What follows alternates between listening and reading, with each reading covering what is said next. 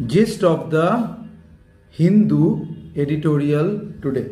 तो ये एक नया सेक्शन है, आप लोगों को हम लोग ये बताएंगे कि द हिंदू और बड़े न्यूज़पेपर्स इस तरीके से जो सारे गवर्नमेंट पे आपके प्रिपरेशन के लिए काफ़ी ज़रूरी है, तो उसके एडिटोरियल का एक आसान जिस्ट। तो इस बार का टाइटल है Pahalgam terror attack, UNSC's weak statement sparks concern. तो क्या हुआ?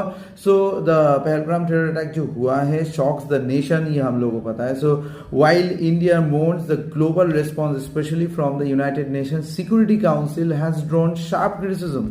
क्यों?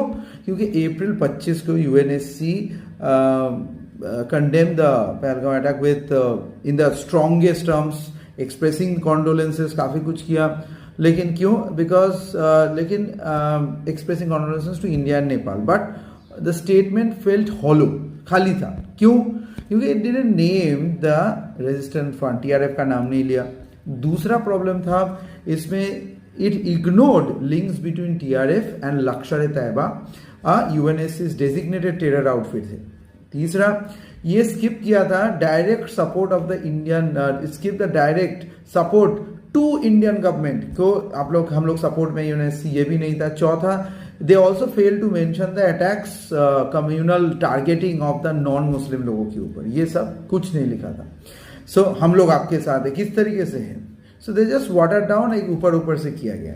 Next, India is like to escalate the efforts globally, bringing stronger resolutions at the United Nations Global Assembly में India जाएगा, push to designate the TRF and its member as a terrorist under the UNSC framework में लाना है, re-engage FATF करना पड़ेगा, which is